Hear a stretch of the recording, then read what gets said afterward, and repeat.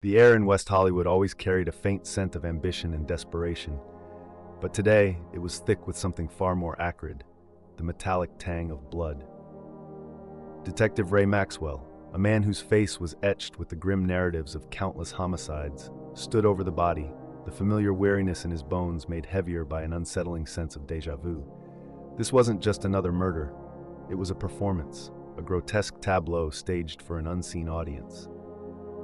The victim, Isabella Rossi, a young, aspiring actress, lay on a manicured lawn in a secluded, upscale neighborhood.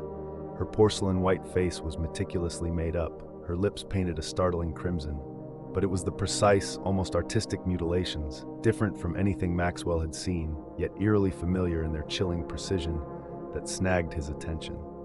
His partner, Detective Morales, a man whose pragmatism was his shield, muttered, "Copycat. Some sicko trying to relive old Hollywood." But Maxwell knew better. He'd seen the whispers of the past manifest in the present too many times. The name Black Dahlia hung in the air, an unspoken specter. It was a dark, enduring urban legend in Los Angeles, a cautionary tale woven into the very fabric of the city's ambition and glamour. Every aspiring starlet knew the story of Elizabeth Short, the brutal, unsolved murder that had haunted the city for decades. And now, Isabella Rossi, a fresh face seeking fame, seemed to have stepped into the ghost of that nightmare. The initial investigation painted a picture of two lives. By day, Isabella was a struggling actress, attending endless auditions, poring over scripts in sun-drenched coffee shops. By night, however, she seemed to transform. Her phone records and a few cryptic messages hinted at a secret existence, a dive into the deeper, darker currents of Hollywood. She frequented a hidden, exclusive Hollywood club, a place whispered about in hushed tones, known for its esoteric art, underground performances, and its secretive, elite clientele. This wasn't just a party spot. It seemed to be a nexus where old Hollywood lore met hidden societies, a place where the line between art and obsession blurred. Back at Isabella's small, cluttered apartment, amidst stacks of headshots and acting textbooks, Maxwell's gaze fell upon a loose floorboard.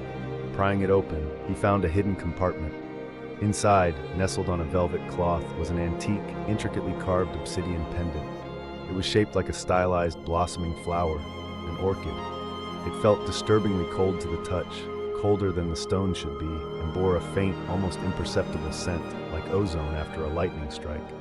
He pocketed it, a strange sense of foreboding washing over him. That night, sleep offered no escape. Maxwell was plunged into a vivid, unnerving dream. He saw flashes of a black and white Los Angeles, old cars and shadowed streets. A beautiful woman's face, pale and haunting, stared out from the monochrome world. Then a fleeting glimpse of the same orchid pendant he'd found, glinting in the dark. He woke with a gasp, a cold sweat plastering his shirt to his skin. He dismissed it as stress, the usual grim residue of a particularly disturbing case. But the image of the orchid and the woman's eyes lingered, refusing to fade, clinging to the edges of his consciousness like a persistent shadow. The orchid pendant, cold and heavy in Ray Maxwell's palm, pulsed with an almost imperceptible hum.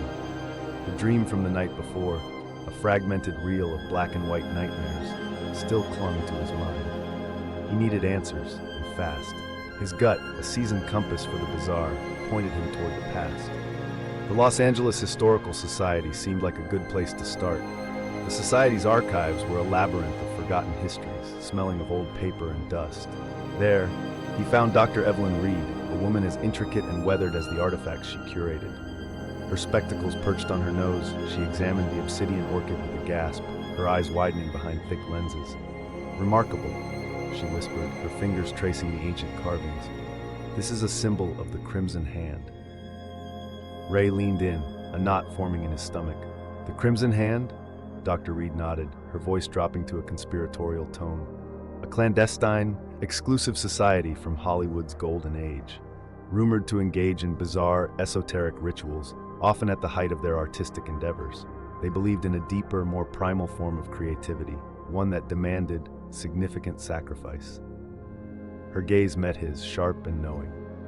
They were said to meet in the hidden catacombs beneath an old, abandoned film studio, a place with its own chilling legends of unexplained disappearances and strange occurrences during its heyday.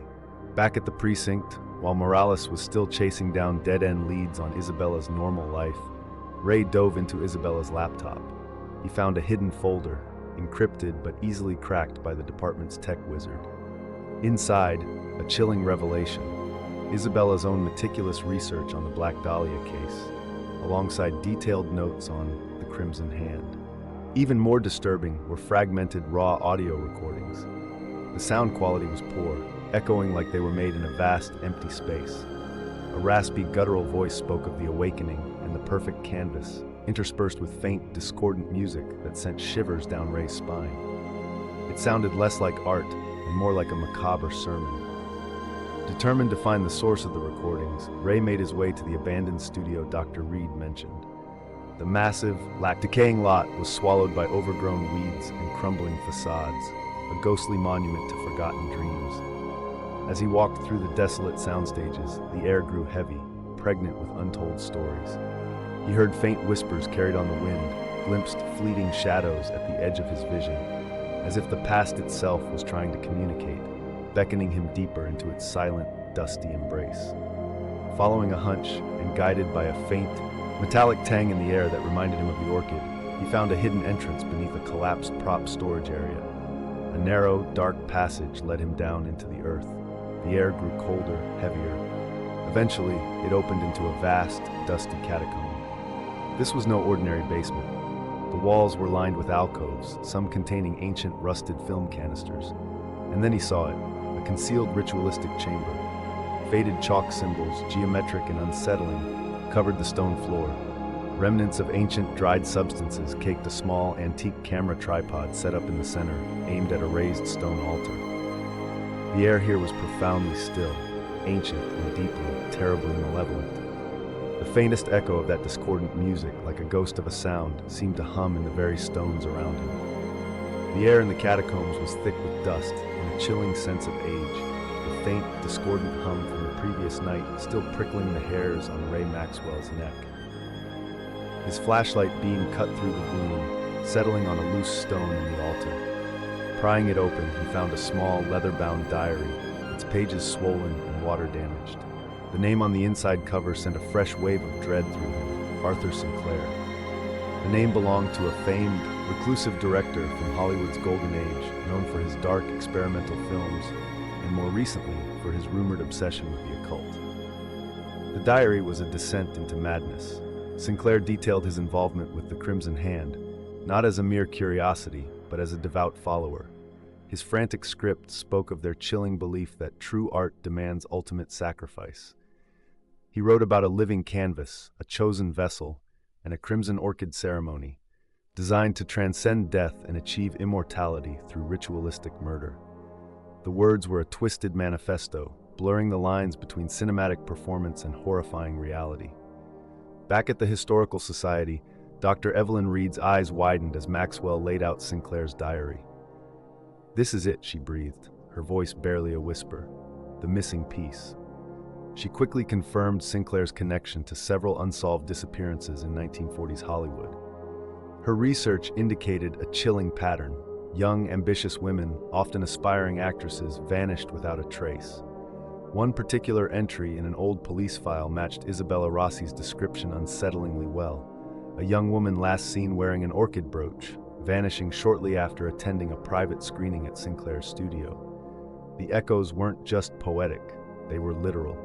Armed with this new knowledge, Maxwell returned to Isabella's audio recordings.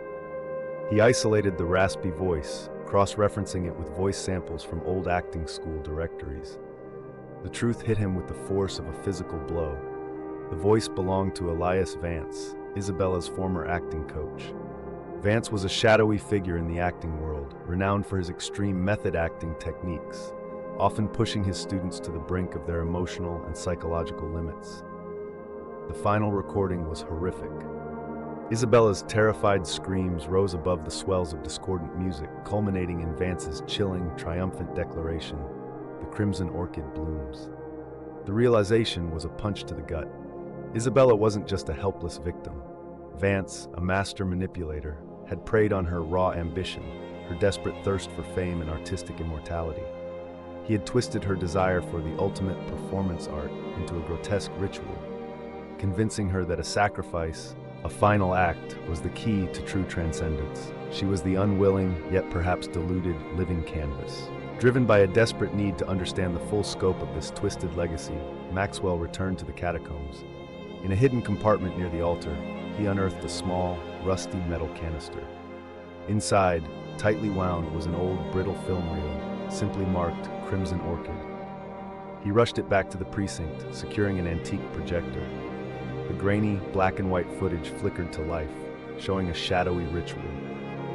Figures in dark robes moved around a stone altar. The camera, handheld and shaky, focused on a bound figure on the altar. For a terrifying, fleeting moment, Maxwell saw her face, stark against the darkness, undeniably familiar from crime photos he'd studied.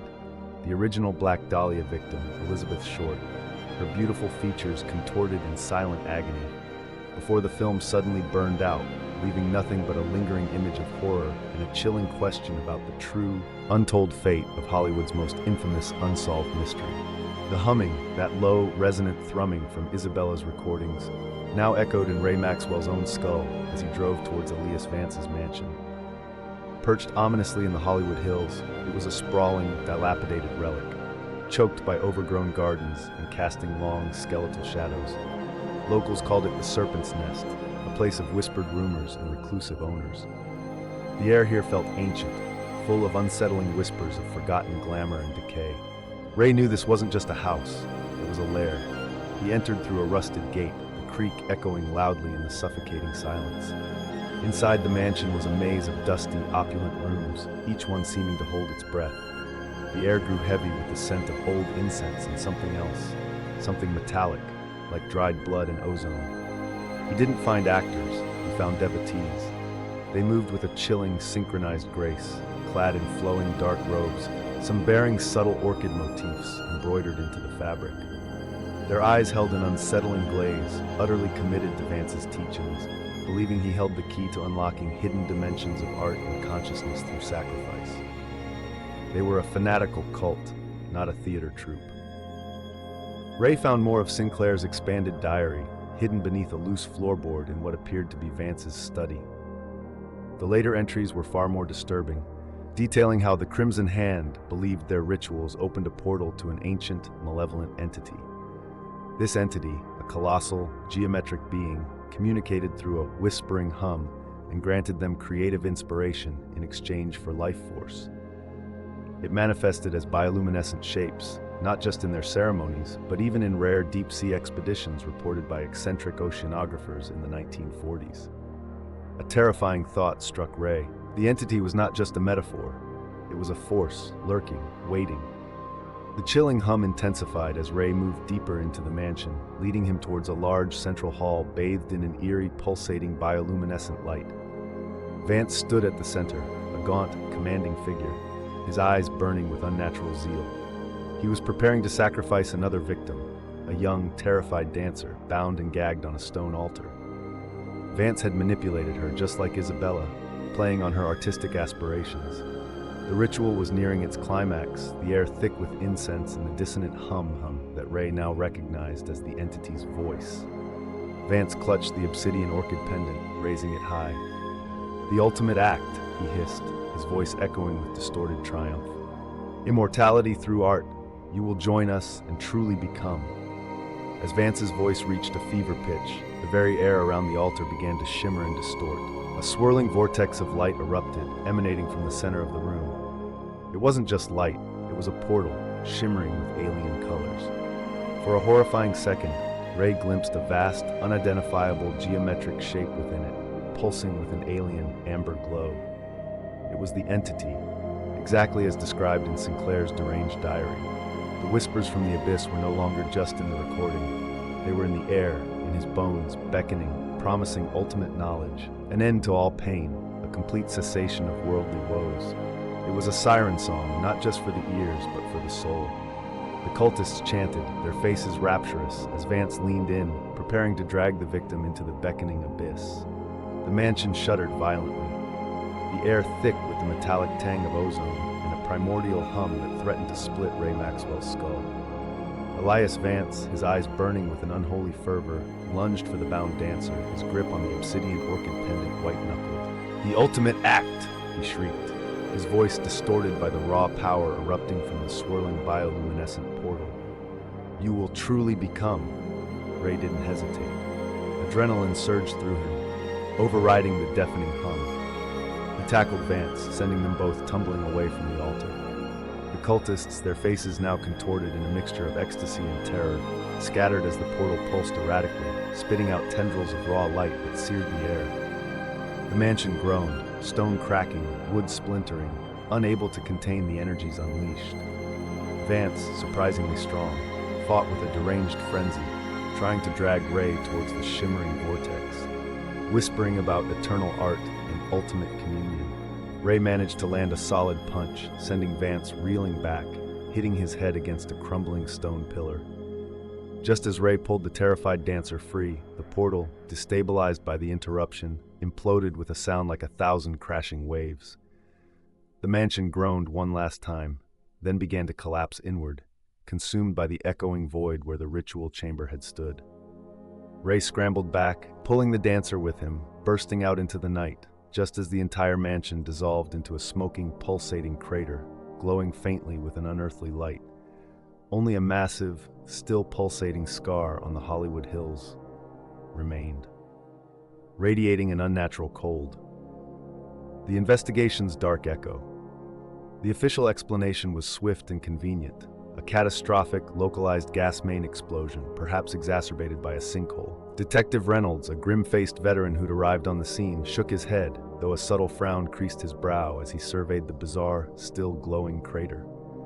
Ray's account, filled with tales of ancient cults, a sentient entity, and a collapsing dimensional portal, was, predictably, met with polite skepticism and concerned glances. He was sent for psychological evaluation, a standard procedure. Yet, Reynolds couldn't shake the inconsistencies.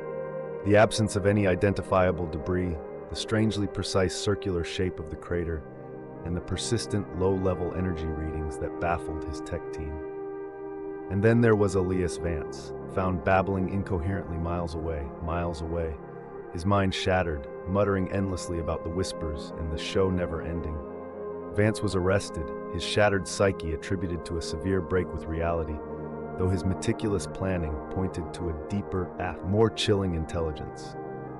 Forensics found clear links between Vance and Isabella Rossi's murder, as well as circumstantial evidence connecting him to other cold cases from decades past, hinting at a long lineage of Crimson Orchid sacrifices, a horrifying legacy passed down through Sinclair's twisted art. The unending performance. Months passed. Ray closed the case, but the unsettling feeling persisted, a cold hum beneath his skin. He avoided the Hollywood Hills, yet the entity's voice, that low, resonant thrumming, still echoed in his mind, a constant reminder of the unimaginable knowledge he had glimpsed and the horror he had escaped.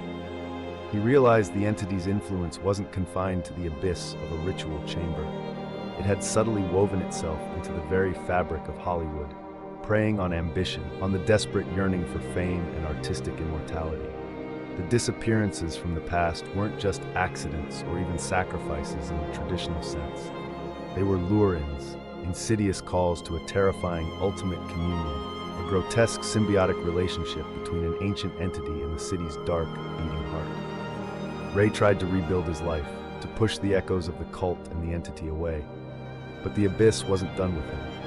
One damp, overcast morning, an anonymous package arrived at his secluded apartment.